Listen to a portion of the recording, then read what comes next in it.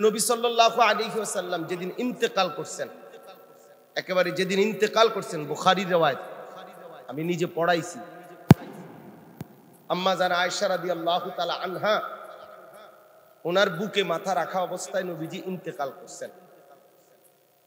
এই ইন্তেকালের দিন লাস্ট সর্বশেষ নবী সাল্লাল্লাহু আলাইহি ওয়াসাল্লাম যেই আমলটা করছেন, শেষ আমল, আখেরি আমল, সেটা হলো রাসূলুল্লাহ সাল্লাল্লাহু আলাইহি ওয়াসাল্লাম মিসওয়াক করছেন। বুখারী শরীফের riwayat। এটা ছোট হয়ে গেল? কথা বলেন না কেন? এটা ছোট মিসওয়াক, এটা ছোট বিষয়? রাসূলুল্লাহ সাল্লাল্লাহু আলাইহি ওয়াসাল্লাম সর্বশেষ হাতে মিসওয়াক করা অবস্থায় নবী সাল্লাল্লাহু আলাইহি ওয়াসাল্লামের হাত একদিকে কাত হয়ে গেছে। আম্মা জান আয়েশা রাদিয়াল্লাহু তাআলা আনহা বললেন, আমরা বুঝলাম তিনি আল্লাহর সান্নিধ্যে চলে গেছেন, ইন্তেকাল। তাহলে শেষ নবীর শেষ আমল কি? মিসওয়াক। তা আপনি ছেড়ে দিলেন কেন? ছোট বিষয় এটা। আপনারা কে বললো ছোট বিষয়? আল ইতকান কিতাবের মধ্যে আছে, আল্লামা জালালউদ্দিন সুয়ুতি রাহমাতুল্লাহ আলাইহির কিতাব। 24,000 বার 24,000 বার জিব্রাইল শুধু কোরআন নাজিল করছে নবীজির উপর, 23 বছর। তাহলে 24,000 বারই বলে গেছেন যাওয়ার সময়, ইয়া রাসূলুল্লাহ মিসওয়াক করতে ভুলবেন না। ছোট বিষয়। আমি একটা উদাহরণ বললাম আর কি, সবগুলো তো এরকম ধরে ধরে বলা সময় না। আমার খুব ঠান্ডা, আজকে 2 দিন যাবত ভীষণ সর্দি, ঠান্ডা লাগা রয়েছে, এই জন্য কথা বলতে কষ্ট হয়। তারপরও প্রত্যাশার মাহফিল, আমারই দেওয়া ডেট, এখন আমার সর্দি, আমি এই কথা বলে অজুহাত দেখায়া চলেন না আসা, আমার দৃষ্টিতে এটা ইনসাফ হয় না। এই কারণে রাত্রে এই প্রচন্ড কুয়াশার মধ্যে আসছি, টাঙ্গাইল থেকে সকালে আইসা এনে ঘুমাইছি। তো ভাই বলতেছিলাম, আল্লাহ নবী সাল্লাল্লাহু আলাইহি ওয়াসাল্লাম বলেন, লাউলা আন আশুক্কা আলা উম্মতি লা আমারতুহুম বিসওয়াক ইনদা কুল্লি সালাহ। একেবারে বিশুদ্ধ হাদিস। নবী সাল্লাল্লাহু আলাইহি ওয়াসাল্লাম বলেন, আমি যদি আমার উম্মতের খুব কষ্ট হয়ে যাবে এটা না ভাবতাম, তাহলে আমি রাসূল প্রত্যেক নামাজের সময় মিসওয়াক করা বাধ্যতামূলক করে দিতাম। ইনসাফের সাথে বলেন, নারাজ হইেন না। গত 6 মাস যাবত মিসওয়াক করেন নাই, আমি হাত তুলতে বলতেছি না, কিন্তু এখন যদি সত্যিকার বলি যে যারা মিসওয়াক করেন না তারা হাত তুলেন, তাহলে দেখবেন এই হাতটাই বেশি হবে। কি বলেন? এই হাত বেশি হবে না? তাহলে বলেন বাবা, এটাকে ছোট মনে করলেন, দস্তরখানটাকে ছোট মনে করলেন, এটা ছোটখাটো বিষয়। পাগড়িটাকে ছোট মনে করলেন, মাগরিবের পরের 6 রাকাত 4 রাকাত আওয়াবিন নামাজ, এটাকে ছোট মনে করলেন। অথচ এই নামাজকে আওয়াবিন বলা হয়।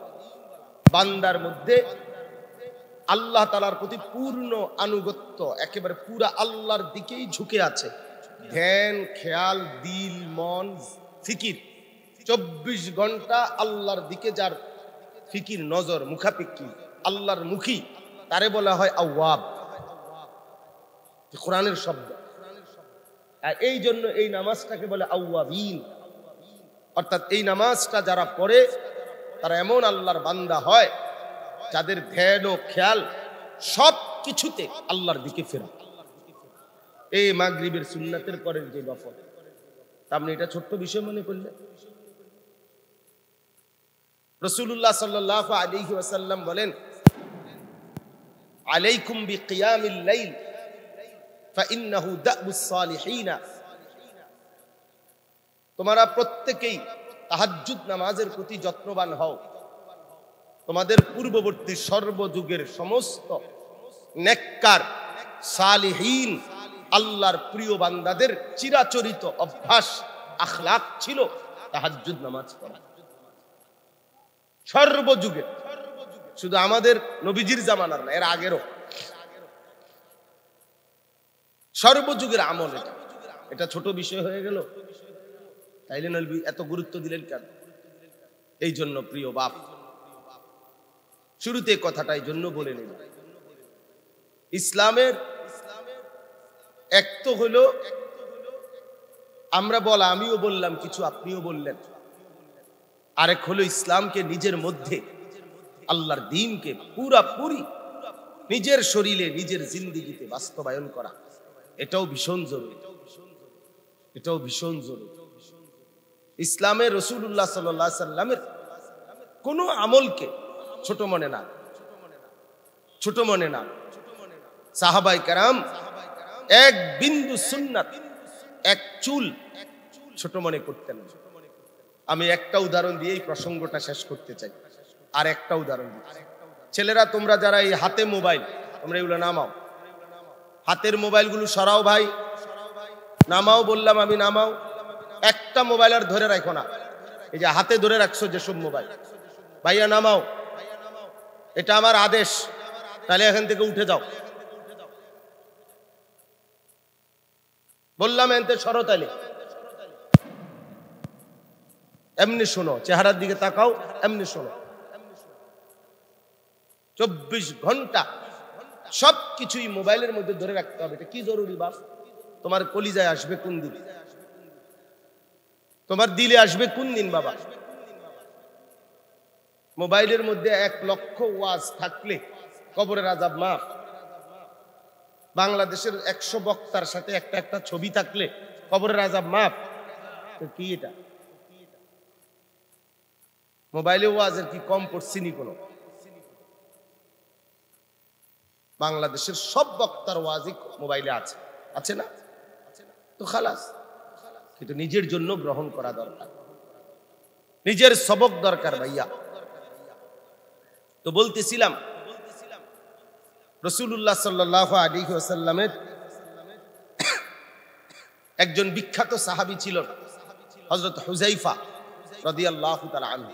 হুযায়ফা, নবী সাল্লাল্লাহু আলাইহি সাল্লাম ওনার কাছে গোপন বিষয়ে অনেক কিছু বলতেন।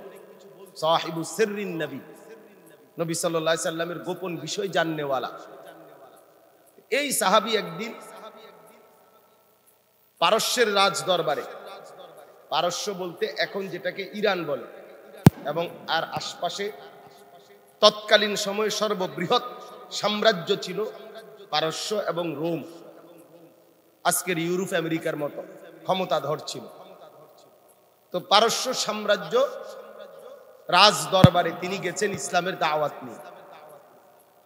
তো রাজ দরবারে এরকম বাদশাহ এবং বাদশার সাথে সভাসদ, উজির, নাজির এরা বসা। তো রাষ্ট্রীয় মেহমান উনি, আরো কিছু মেহমান ছিল। তো রাষ্ট্রীয় মেহমানদেরকে আলাদা খাবার দিছে, নাস্তা বা যেটাই হোক, রুটি গোশত দিছে। তো উনিও সেটা খাইতে বসছে, হযরতে হুযায়ফা এবং আরো 2-4 জন অন্য মেহমানও আছে। তো বাদশা বসা, অন্যান্য লোকজনও বসা।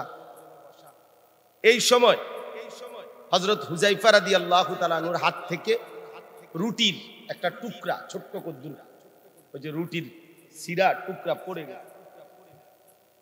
তো পড়ে গেছে, আর উনি ওই ছোট্ট টুকরাটা নিজে হাত উঠায় নিছে, আবার উঠাইয়া খাইছে আর কি। তো ওনার সাথে যারা ছিল তাদের একজন কেউ বলল, এরা মুসলমান না, অন্য কেউ, যে ভাই এত বড় বাদশার দরবার, এত বড় গণ্যমান্য ব্যক্তিবর্গ এখানে, এখানে এই ছোট্ট রুটির টুকরাটা যে আপনি তুললেন, তারা তো মনে করবে আপনি, আপনার মধ্যে ভদ্রতা, রুচিবোধ কম। এটা পড়ে গেছে, পড়ে গেছে, এটা কি অভাব পড়ছে এখানে? এটা তো বাদশার দরবার, রুটির কি আর অভাব আছে এখানে? এইটাও কি তুলে নিতে হয়? কথা বুঝেন নাই? এই কথা বলে ওনারে বলতে চাইছে।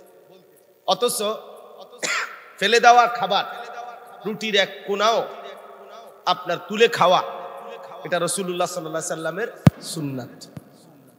নবী সাল্লাল্লাহু আলাইহি সাল্লাম বলছেন খাবার নষ্ট না করতে, এবং নবীজি বলছেন খাবারের কোন লোকমার মধ্যে বরকত তুমি তো জানো না, হয়তো যেটা ফেলে দিলা এটার মধ্যে কি ছিল বরকত। ফাইন্নাকা লা তাদরি আইনা বারাকাতুহু, তুমি তো জানো না বরকতটা কোথায়। এজন্য খাবার নষ্ট না করা, এই ফেলে দেওয়া খাবারও তুলে খাইতে নবীজি বলছেন। তাহলে এটা কি সুন্নাত, কথা বলেন না। তো এই হুযায়ফা সাহাবীকে এটা বলার সাথে সাথে উনি একটা আওয়াজ করে এই রাজ দরবারে একটা চিৎকার দিয়া বললেন ওই বেটারে জোরে, আতরুকু সুন্নাতা হাবিবি লিহাউলাইল হুমাকা। এই কথাটা অর্থ হলো, এই বেটা, আমি আমার হাবিব আমার রাসূলের সুন্নাত এই আহম্মক গুলার কারণে বুঝি ছেড়ে দেব।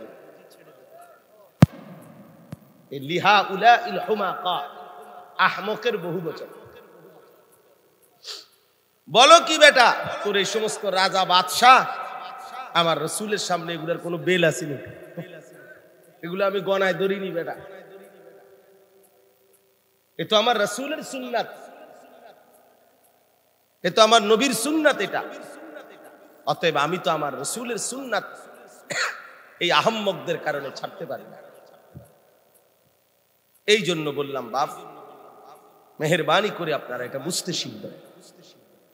এক তো হলো রাসূলুল্লাহ সাল্লাল্লাহু আলাইহি সাল্লামকে ভালোবাসার দাবি করেন আমিও আপনিও।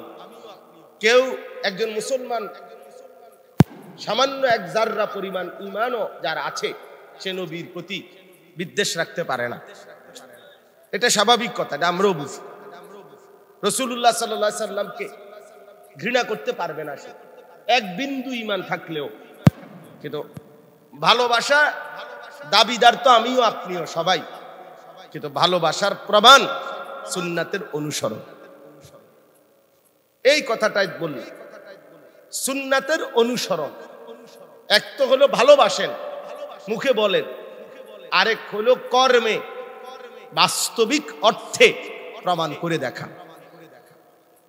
ইন্নাল মুহিব্বা লিমান ইউহিব্বু ইউতাউ, আরবি ভাষায় বলে ভালোবাসা যে যাকে ভালোবাসে সে তাকে অনুসরণ করে।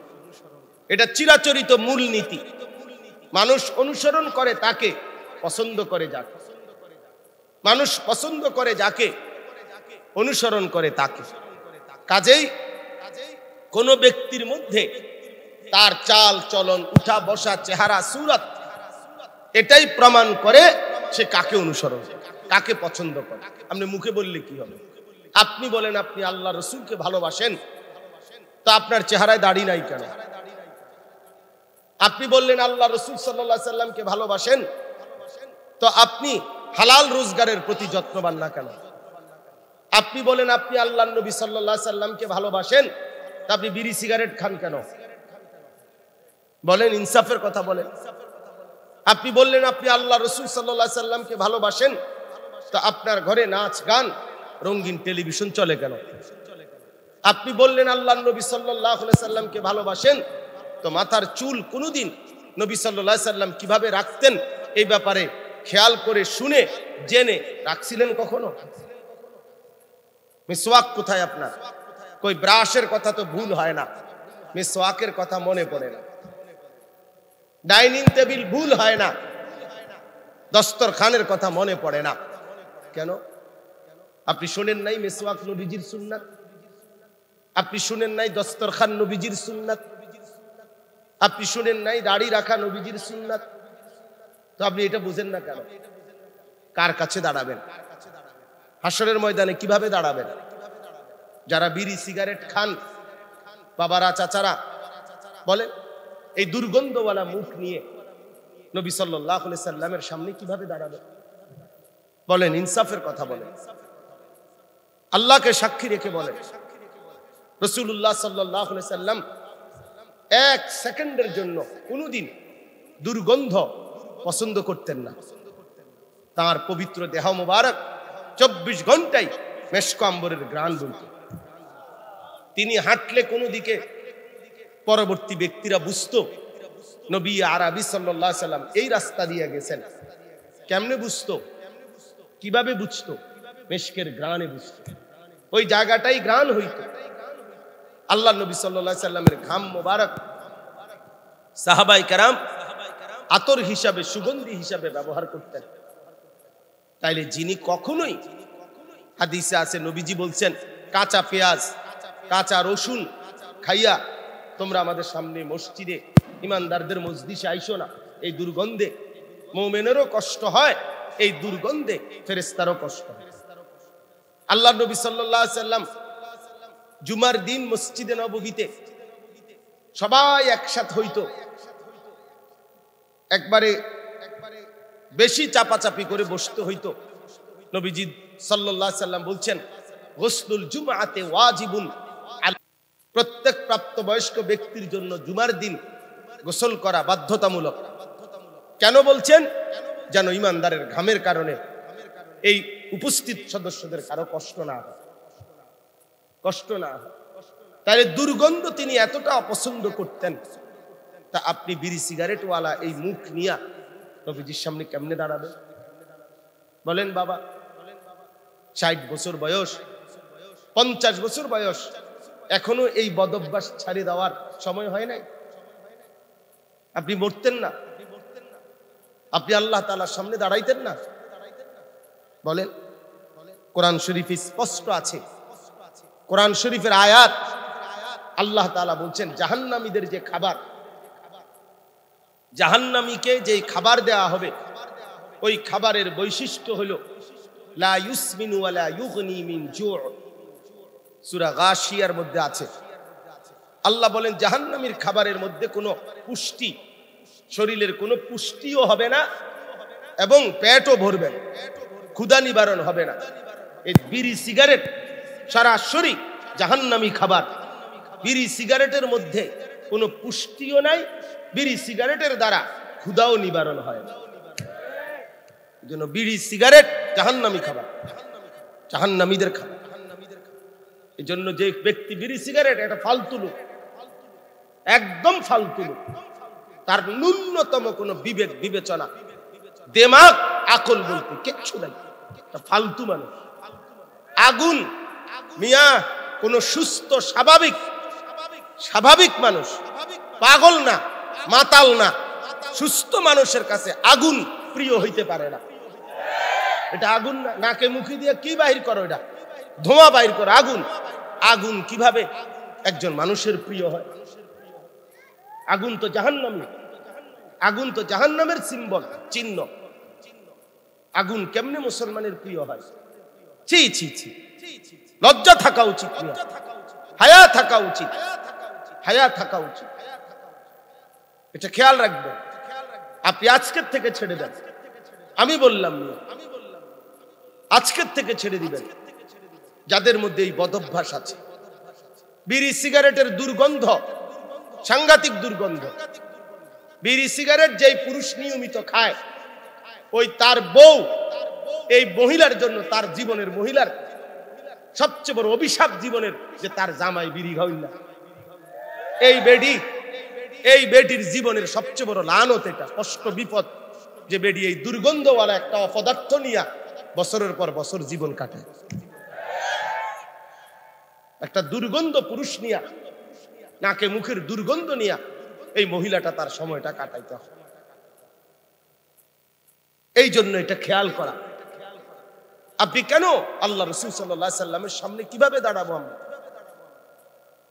দাড়ি যারা কাটেন ভাই, আমি সাফ বললাম যে মুসলমান, রাগ হইেন না, রাগ হইলে অসুবিধাও নাই বেটা।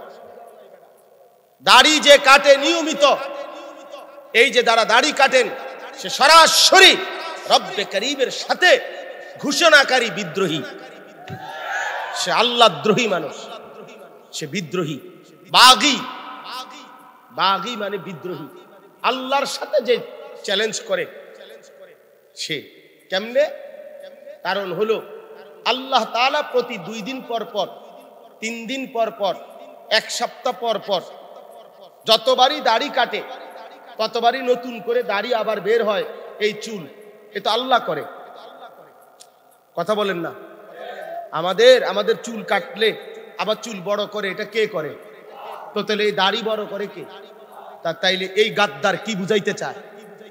এই গাদ্দার আল্লাহকে বলে আপনি আমারে দিবেন আমি কাটবো, আমনে দিবেন আমি কাটবো, আমনে দিবেন আমি কাটবো, আমি বেড়াইলে আমনে খোদারে দেখাই দেবো, আমনে দিতেন পারেন কতক্ষণ, আমি কাটতে পারি কতক্ষণ। নাই তো কি, নাই তো একজন একজন প্রতিবাদ করেন, অহন বিচার হইবা, বিচারে যেটা আয় আমার বিচার যেটা হয় সবাই মিললে বিচার, মানুষ আছি আমরা, মেল হইব এখন। বলেন সে কি বলতে চায়? সে আল্লাহকে এটা বলতে চায় না, সে জানে না এটা আল্লাহ দেয়। এই দাড়ি কে দেয়? তো তুমি কার সাথে যুদ্ধ করতেছ? কারে বিদ্রুপ করছো? না ফরমান নিজেরে চালাক মনে করেন মিয়া, ভাতখানার নাম চালাক, ভাত তো সবাই খায় মিয়া। দুনিয়া ভোগ করতে পারলেই চালাক, দুনিয়া তো জানোয়ারও ভোগ করে মিয়া, দুনিয়া তো কাফের বেঈমানও ভোগ করে মিয়া। দুনিয়া পেলে সফলতার কিছু নাই। দুনিয়ার ভাত মাছ চাল ডাল, দুনিয়ার এই সমস্ত মাতবরি, এগুলোর কোনো বেল নাই। বেল নাই বুঝেননি? আমরা দেশের ভাষা, মানে গুরুত্ব নাই, গুরুত্ব নাই। আল্লাহ তাআলা কোরআনুল কারীমের মধ্যে বলছে, বান্দা শোনো, তাম দুনিয়াটা হচ্ছে লাহবুন ওয়া লাইব, তামাশা, খেলাধুলা, খেলাধুলা। দুনিয়া খেলাধুলা, দুনিয়া তামাশা। আল্লাহ বলে দুনিয়া আমি বানাইছি বান্দা, আমি জানি এটা কি বানাইছি। বাচ্চার খেলনা এটা, বাচ্চারা খেলনা নিয়ে অনেক সুন্দর করে ঘর সাজায়, নাস্তা বানায়, রান্না বান্না করে, বাটি ঘটি মালা ঠোলা কত কিছু বানায়, খেলে। মা যখন ডাক দেয় সব নিজের হাতে ভেঙ্গে দিয়ে দৌড় দিয়া ঘরে মায়ের কোলে চলে যায়। তো দুনিয়া এক মালা ঠোলা, দুনিয়া এক ঘটি বাটি। বান্দা কিছুক্ষণ নাড়াচাড়া করে, হঠাৎ একদিন মালিক আজরাইলকে পাঠাইয়া বলে, যাও ওরে নিয়ে আসো। তো আজরাইল যদি বলে, মাওলা ওর কালকে সাত ডালাই, আগামীকাল ওর কি সাত ডালাই, আজকে নিয়ে আসবো। আল্লাহ বলে, কও কি তুমি, তোমারে বুঝি কইছি এই কথা জিঙ্গাইতে, সাত ডালাই নাকি? মানে কিছুর জন্য কি রাখতে দেয়? কোনো কিছুর জন্য না, আপন ঘরে ফিরে যায়, কবরেই ফিরে যায়। আল্লাহকুমুত তাকাসুর হাত্তা যুরতুমুল মাকাবির। আল্লাহ বলে, বান্দা দুনিয়ায় ডুবে গেলা, আখিরাত ভুলে গেলা। হায় বান্দা, দুনিয়া বাড়াইবার নেশায় পাগল হয়ে গেলা। হাত্তা যুরতুমুল মাকাবির, এভাবেই তুমি একদিন পৌঁছে যাবা কবরস্থানে। কবরে চলেই যাবা, হাসলেও মরে যাবা, কাঁদলেও মরে যাবা, অট্টালিকার থাকলেও মরে যাবা, কুড়ে ঘরে থাকলেও মরে যাবে। দুনিয়া জিতলেও মরে যাবেন, কাঁদলেও মরে যাবেন, হাসলেও মরে যাবেন, কাঁদলেও মরে যাবেন। মরবেন না? বলো নওজোয়ান ভাই, মরবা না? তাইলে প্রিয় ভাই, আল্লাহকে ভুলে গেলা কেন? আখিরাতকে ভুলে গেলা কেন? নবী সাল্লাল্লাহু আলাইহি ওয়াসাল্লামকে ভুলে গেলেন কেন? কোরআনুল কারীমের মধ্যে আছে, আল্লাহ তাআলা বলেন, লাকাদ মান্নাল্লাহু আলাল মুমিনিনা ইদ বাআসা ফীহিম রাসূলাম মিন আনফুসিহিম। সূরা আলে ইমরানে আছে। আল্লাহ তাআলা বলেন, শোনো মুমিন, এই পৃথিবীর সব মানুষকে আমি আসমান জমিন চন্দ্র সূর্য, ক্ষেত ফুল ফল ফসল, জায়গা জমি টাকা পয়সা বাড়ি গাড়ি, এগুলো দিছি সবাই রে।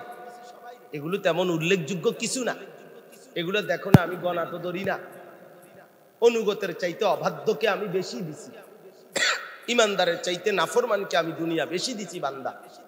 কিন্তু তোমরা যারা আমার মোমেন বান্দা, তোমরা যারা মুসলমান ইমানদার, আল্লাহ কোরআনে বলে, বান্দা তোমাদেরকে আমি একটা আলাদা নিয়ামত দিছি, স্পেশাল, যেটা আমি সবাইকে দেই নাই।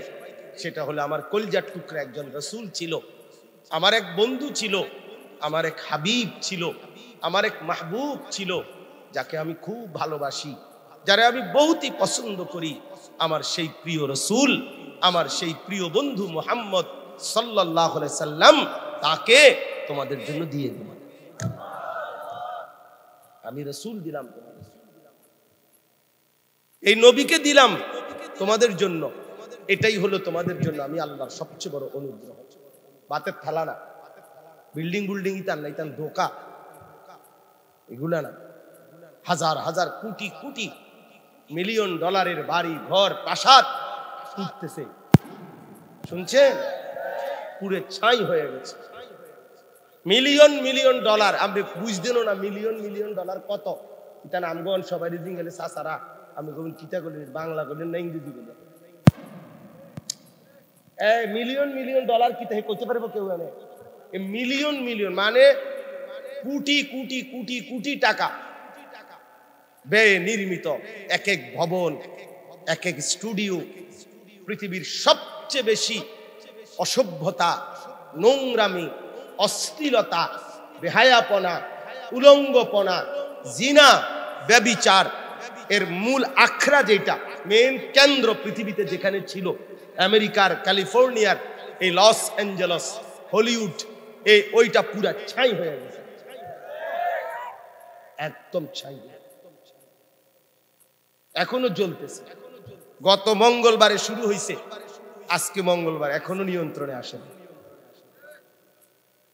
কোরআন শরীফে আছে, ওয়া আম্মা আদুন ফাউহলিকু বিরিহিন সারসারিন আতিয়া সাখখারাহা আলাইহিম সাবআ লায়ালিন ওয়া সামানিয়াতা আইয়ামিন হুসুমা ফাতারাল কওমা ফিহা সারআ।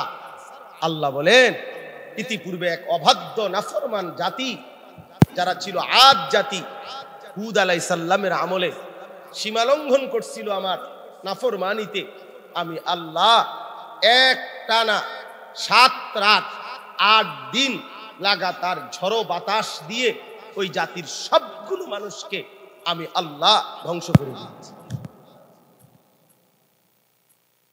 তাইলে বন্ধু, এই রাজপ্রাসাদ আর বিল্ডিং আর দালান, এই বাড়ি আর দুনিয়া, এটা হিসাব মিলাইয়া লাভ হবে না, লাভ হবে না।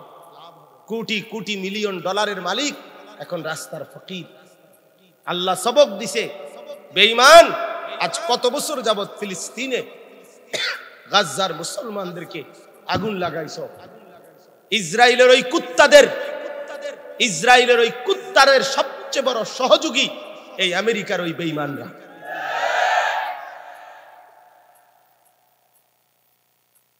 মুসলমানের প্রতি ফোঁটা রক্তের মধ্যে এই আমেরিকার এই বেঈমানদের সহযোগিতা আছে, এদের সহযোগিতা আছে। প্রতি ফোঁটা মুমিনের রক্ত যেখানে ঝরে, জুলুমের শিকার হয়, ওই ওদের কারসাজি।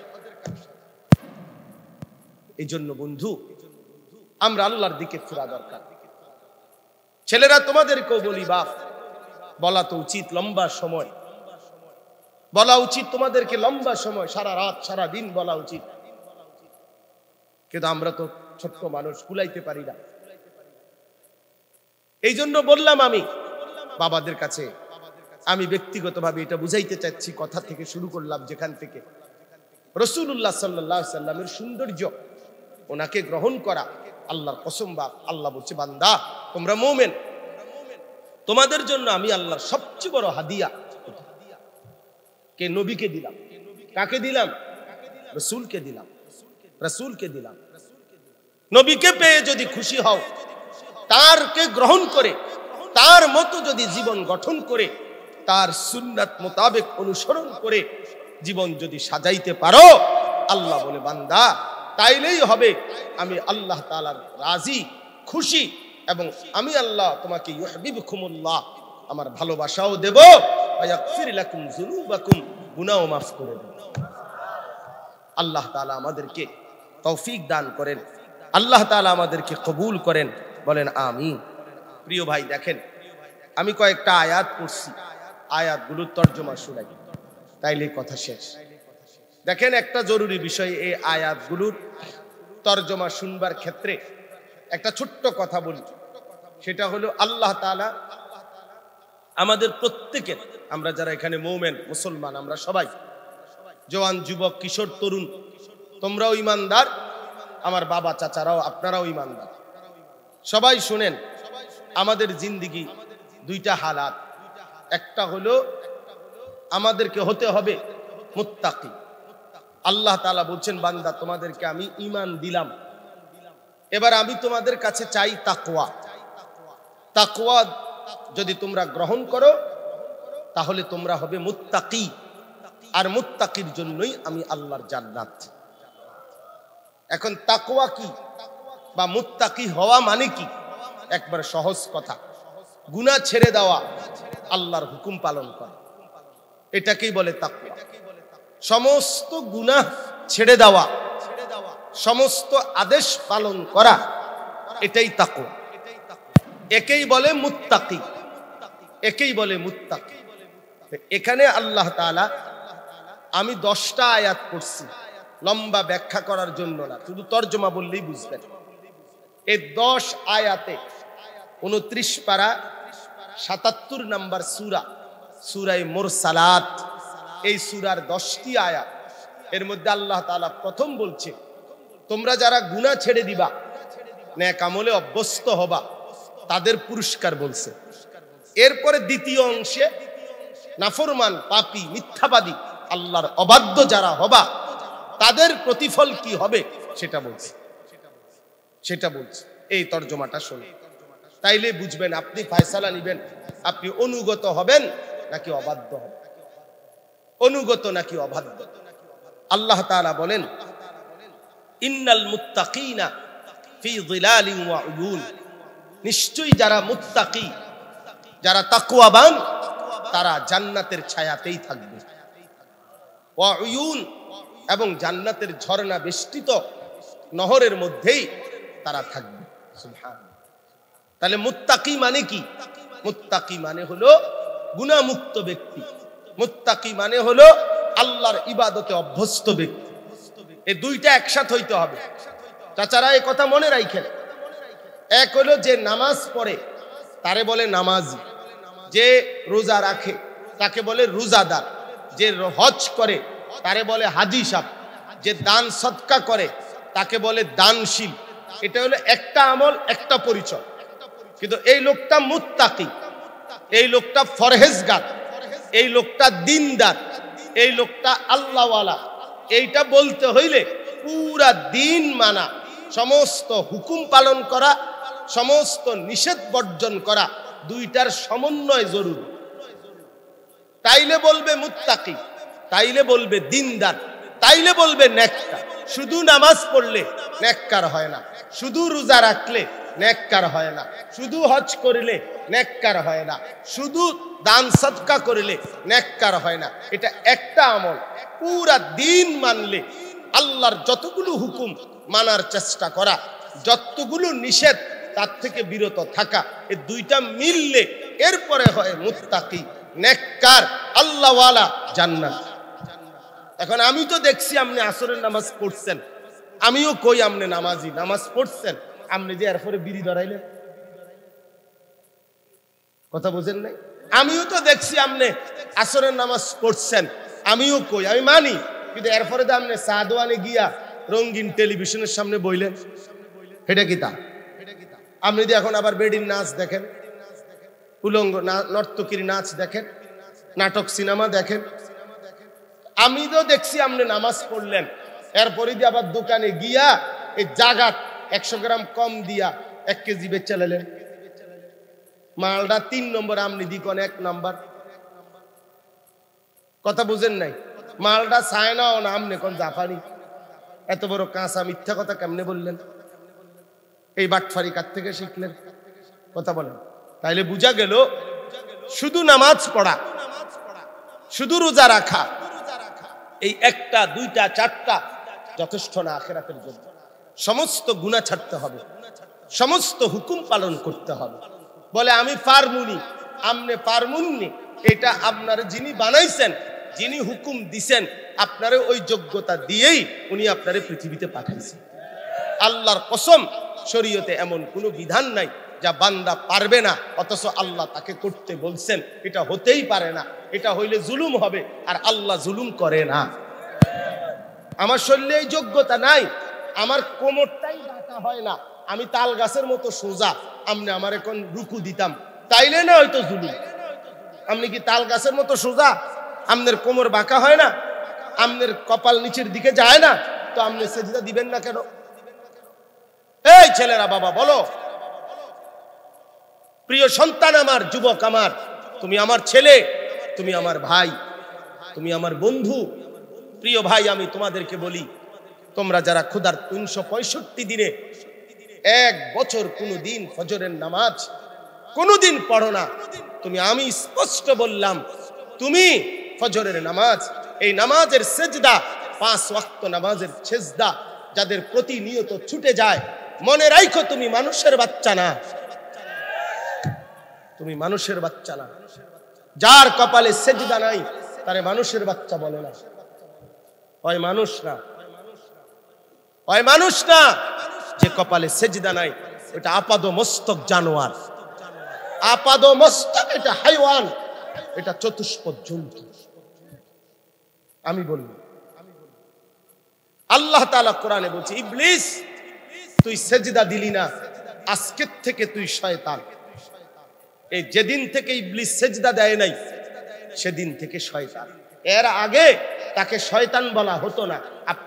আপনাকে হুজুর করে জিগায়, ফের ইবলিসের আগে পরিচয় ছিল মুআল্লিমুল মালাইকা, ফেরেশতাদের শিক্ষক ছিল সে। যেদিন সেজদা দেয় নাই, যুবক শোনো, সেদিন থেকে আল্লাহ তাকে বলছে তুই আজকের থেকে শয়তান। এজন্য যে সেজদা দেয় না সে শয়তান, যার কপালে সেজদা নাই সে শয়তান।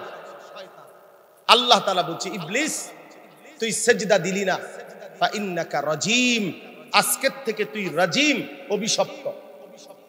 কি অভিশপ্ত? রাজিম, আউযু বিল্লাহি মিনাশ শাইতানির রাজিম, অভিশপ্ত। আল্লাহ কোরআনে বলছে, এজন্য যার কপালে সেজদা নাই তুমি রাজিম, তুমি অভিশপ্ত। 3, আল্লাহ কোরআনে বলছে, ওয়া ইন্না আলাইকা লা'নাতা ইলা ইয়াউমিদ্দিন, ইবলিস তুই আমাকে সেজদা দিলি না, আজকের থেকে নিয়ে কিয়ামত দিবস পর্যন্ত তোর উপরে আল্লাহর লানত, আল্লাহর লানত, আল্লাহর লানত, আল্লাহর লানত। এজন্য নওজোয়ান, তোমরা যারা সেজদা দাও না, তোমাদের উপরে আল্লাহর লানত, খোদার গজব, খোদার লানত। আর আল্লাহর লানত নিয়ে সুখ হয় না বন্ধু। মানুষের বেডি চাইয়া সুখ নাই, আরেক বেটার বেডি চাও কিতা?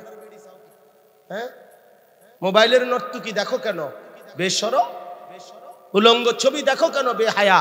কার বেডি দেখো? এটা তোমার বেডি, তোমার বেডি এটা। হিন্দি সিনেমার নর্তকী দিয়া তুমি কি করবা? রাস্তার বেহায়া ওই অসভ্য নারী দিয়ে তুমি কি করবা? ওইটার মধ্যে কিছু আসেনি, যা আছে তা তো দেখাইয়াই লাইছে সবাই।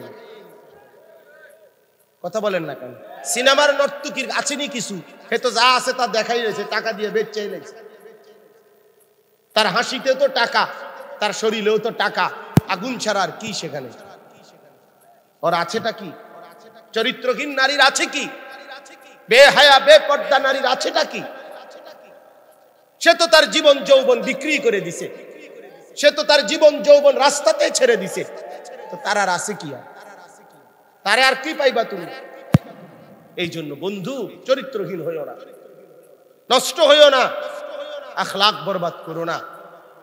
পৃথিবীতে মনে রাখো, তুমি নষ্ট হয়ে গেলে তোমার কথা কেউ মনে করবে না। কোন সুদখোরকে কেউ পছন্দ করে না, কোন ঘুষখোরকে কেউ পছন্দ করে না, কোন লম্পট, মদখোর, নেশাখোর, গাঞ্জাখোর, ফুট্টাখোর, বাবাখোর, ডাইনখোর, ইয়াবাখোর, হারামখোর, এই সমস্ত নর্তকী, বেহায়া, বেপর্দা নারী, এগুলোকে সবাই উপভোগের নজরেই দেখে, প্রয়োজন ফুরায় গেলে ছুঁড়ে মারে, কেউ মনে রাখে না। রাবেয়া বসরির নাম শুনছেন আপনারা? আজ থেকে 1000 বছর আগে, 1200 বছর আগের নারী ছিল তিনি। কালো ছিলেন, নিগ্রু ছিলেন, কিন্তু আল্লাহকে রাজি করেছে, সেজদা দিয়ে মালিককে রাজি করেছে। আজকে 1200 বছর পরেও মুসলমান ইমানদার সারা পৃথিবীবাসীর কলিজার ভিতরে তার নাম আছে। কিন্তু এই 1200 বছরের ভিতরে কত সুন্দরী, রূপসী, কত নর্তকী, কত গাইয়া গেল, নাচা গেল, মইরা কবরে চলে গেছে। আস্তাগর দিকে ফিররা কেউ থুতুও মারে না বেটা, থুতুও মারে না বেটা, থুতুও মারে না বেটা।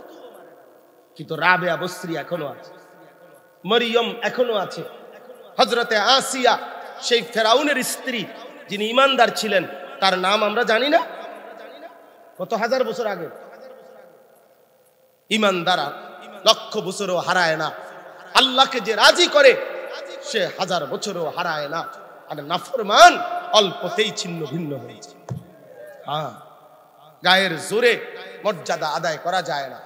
গায়ের জোরে 16 বছর মূর্তি দাঁড় করাইছিল, কিন্তু 16 বছরের মাথায় আবার সেই সন্তানরা, সব ছেলে পেলেরা এই মূর্তি টাইনা আশ্রয়া ফেলাইছে। আল্লাহ দেখায় দিছে যে গায়ের জোরে মর্যাদা চাপানো যায় না।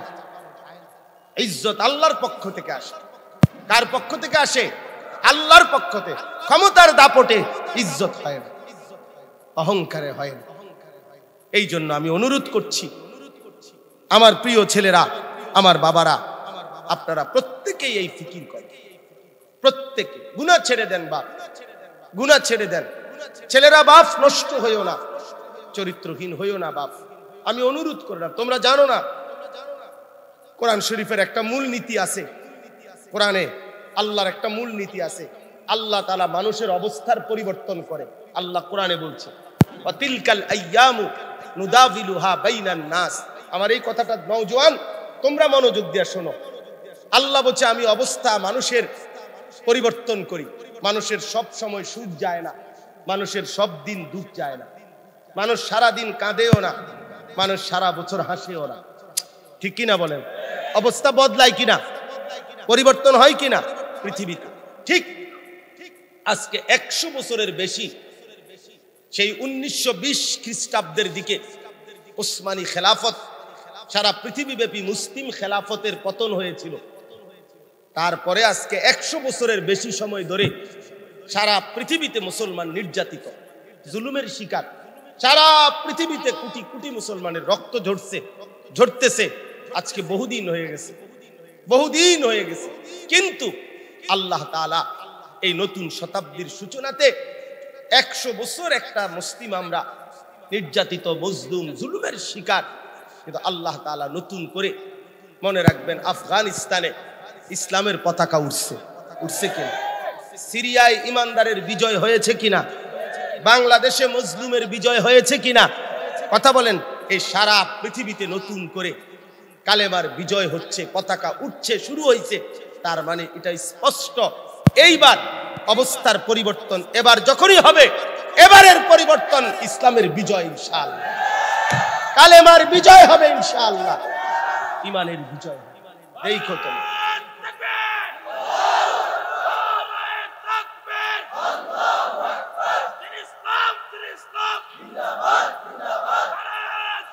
অতএব এটা মনে রাখো, ছেলেরা মনে রাখো, ফালতু চরিত্রহীন লম্পট এই নারী, ছবি, নর্তকী, মোবাইলের উলঙ্গ দৃশ্য এগুলো থাকবে না। এই মানসিকতা, এই মানুষগুলোকে দিয়া কেউ বুট বাদাম বেচতো কাজে লাগাবে না। আমি বলবো মনে রাখো, এটা থাকতো না। এই ফেসবুকের আব্বাও থাকবে না, ইউটিউবের আব্বাও থাকতো না। ইসলাম থাকবে, কোরআন থাকবে, সেজদা থাকবে। মনে রাখো, এই প্রযুক্তি থাকবে না। ফিতাওয়ালা ক্যাসেট আমরা আগে দেখছি, আমরা ছোটবেলায়, কখন আসেনি এগুলো? নাই, আমরা দেখছি না। চাচারা আপনারা দেখছেন না? চ্যাপ্টা চ্যাপ্টা সিডি ক্যাসেট, সিডি এরকম পাতলা পাতলা, গোল গোল, বড় বড়, ইডি আসিল না চাচা? কই ইডি কই? এগুলো দেন নাই। টেলিগ্রাফ কই? ল্যান্ড ফোন, টেলিফোন কই? এগুলোর প্রচলন এখন কোথায়? গ্রামোফোন যেটা রেডিও, টেন্ডেস্টার কই? টেন্ডেস্টার কই?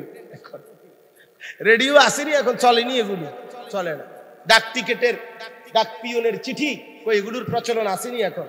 তাহলে আমার বয়স তো 230, জানেন না? 250 বছর বয়স। তো আমি তো 250 বছর আগের মানুষ নাকি? আমার বয়স 44, 43 শেষ হয়েছে, 44 এখন। তাহলে আমার এই 44 বছরের বয়সে আমি এত কিছু দেখলাম, এখন নাই। তো তোমাদের আগামী 30 বছরের ব্যবধানে মনে রাখো তোমাদের বর্তমানের অসংখ্য প্রযুক্তিও থাকবে না। কথা বুঝছো না কেন? তোমগো আমলের টি যাইতো না, আমগুড়ি গেছে গা কেন? ঘটনাটা কি? তাহলে এগুলো থাকবে না। এগুলোর মোহে পইরা তোমার আখেরাত নষ্ট করো না। আগামীর সময়টা মাহাদির সময়, ইনশাআল্লাহ পৃথিবীতে বিজয়ের সময় মানে।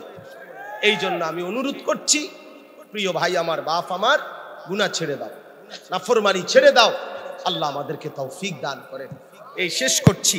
আল্লাহ বলেন, ইন্নাল মুত্তাকিনা ফি যিলালিন ওয়া উয়ুন, আমার গুনাহমুক্ত বান্দা, আমার আদেশ হুকুম পালনকারী মুত্তাকি বান্দা জান্নাতের ছায়াতে থাকবে। ওয়া ফাওয়াকিহা মিম্মা ইয়াশতাহুন, এবং তার পছন্দ মাফিক ফল ফলাদি জান্নাতে তাকে আপ্যায়ন করানো হবে। কুলু ওয়াশরাবু হানিআম বিমা কুনতুম তা'মালুন।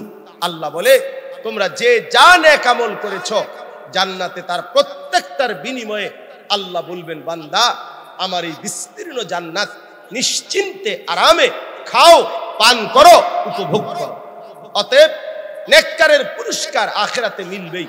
আজকের সেজদা, আজকের গোলামি, আজকের ইমানের পুরস্কার মিলেই যাবে। এজন্য আমরা প্রত্যেকে নিয়ত করি আমাদের জিন্দেগি আমাদের আখিরাতের আলোকেই আমরা গড়ব ইনশাআল্লাহ। বলেন ইনশাআল্লাহ। গুনাহ ছেড়ে দেব ইনশাআল্লাহ। বলেন। বাবারা আমার, আমি অনুরোধ করি আপনারা আপনাদের স্ত্রীদেরকে নামাজের প্রতি যত্নবান হন, আপনাদের মেয়েদের বউদের পর্দার প্রতি যত্নবান হন। আপনাদের ছেলেরা যারা মুসলমানের ঘরে ঘুমাইয়া 365 দিনের এক বছরে কোনোদিন ফজরের নামাজ পড়ে না, এমন সন্তান রাইখা কবরে যাইয়েন না বাপ। এমন নাফরমান সন্তান, এমন অসভ্য সন্তান, এ আপনার বরবাদ করে দিবে, এ নিজেও বরবাদ, এর আখেরাত, আপনার আখেরাতও বরবাদ করে দিবে। এই জন্য বেনামাজি সন্তান রাইখা কবরে যাইয়েন না। সন্তানের পায়ে ধরেন, সন্তানের বুকে জড়ায়া ধরেন, সন্তানের সামনে প্রয়োজনে বাপ হিসাবে কাঁদেন, চোখের পানি ফেলেন। নবী তার চাচা আবু তালেবের সামনে কাঁদছে না? কাঁদছে কিনা বলেন? হযরত নূহ আলাইহিস সালাম তার ছেলে কেনানকে নৌকাতে উঠাবার জন্য ওই তুফানের সময় কাঁদছে না? চেষ্টা করছে না? আপনিও কাঁদেন, আপনি কাঁদেন, আল্লাহর জন্য কাঁদেন। বাপ তোর নামাজ, ছেলেকে বলেন, বাবা তোর নামাজ তোর দরকার, তোর আখেরাত বরবাদ হয়ে যাবে। সারা রাত কেমনে উলঙ্গ ছবি দেখো, সারা রাত কেমনে নর্তকীর ছবি দেখো, সারাদিন কেমনে অসৎ বন্ধুদের সাথে আড্ডা দাও, এটা কিভাবে সম্ভব? বাবা তোমরা মুসলমানের যুবক, তোমরা যদি আগামীর ইসলামের জন্য এগিয়ে না আসো, ইসলামের জন্য লড়বে কে? আগামীর পৃথিবীতে কালেমার পতাকা উড়াবে কে বলো বাবা? তাহলে নামাজ ছাড়া, সেজদা ছাড়া, আল্লাহর বন্দিগি ছাড়া, গুনাহ থেকে মুক্ত হওয়া ছাড়া পারবা না। স্লোগান দেওয়া আর বাস্তবতা এক কথা না। স্লোগান দেওয়া সহজ, স্লোগান আর বাস্তবতার যুদ্ধ এক কথা না, এক কথা না। এই জন্য ময়দানে টিকতে হলে, ইমানের বিজয় করতে হলে, ইসলামের পতাকা উড়াইতে হলে সেজদাওয়ালা হইতে হবে, গুনাহ থেকে মুক্ত হইতে হবে। এই জন্য আমি সর্বশেষ কিশোর, তরুণ, নওজোয়ান, 30 বছরের নিচে যাদের বয়স, তোমরা ইনশাআল্লাহ গুনাহ মুক্ত জীবন গড়বা। এই মোবাইলের আসক্তি, নারীর আসক্তি থেকে নিজেদেরকে বাঁচাও এবং 5 ওয়াক্ত নামাজ, বিশেষ করে ফজরের নামাজ পড়ার সর্বোচ্চ চেষ্টা করো। এই নিয়ত করে, বয়স করা না, 30-এর নিচে যাদের বয়স, তোমরা এই নিয়ত করে দাঁড়াও, দাঁড়াও ইনশাআল্লাহ। বয়স করা না, দাঁড়াও নওজোয়ান, দাঁড়াও নওজোয়ান, দাঁড়াও ইনশাআল্লাহ। আল্লাহ তাআলা সবাইকে তৌফিক দান করেন। বসো, তোমরা নিয়ত করে দাঁড়াইলা, ধোঁকা দিও না, মস্কারি করো না। মনে রাখো, আল্লাহর সাথে ঠাট্টা করতে নাই, আল্লাহর সাথে ঠাট্টা করতে নাই, ইসলামের সাথে তুচ্ছতাচ্ছিল্য করতে নাই, এটা মনে রাখো। এটা আল্লাহর কথা বলছি তোমারে আমি আমগো বাইর যাওনের লেখা খাড় করাইছি না, কথা বোঝেন নাই? আমি কি তোমারে বলছি যে আমার সাথে কারা কারা যাইবা কুমিল্লা, এর জন্য দাঁড় করাইছিলাম না, আল্লাহর জন্য, আখিরাতের জন্য দাঁড় করাইছি। এই জন্য আল্লাহর সাথে, কোরআনের সাথে, ইসলামের সাথে ঠাট্টা মস্কারি করতে নাই, তাইলে কুফরি হবে, ক্ষতি হবে। এই জন্য ইনশাআল্লাহ আমরা চেষ্টা করি, নিয়ত করি, হিম্মত করি। আল্লাহ তৌফিক দান করেন, কবুল করেন, আমিন।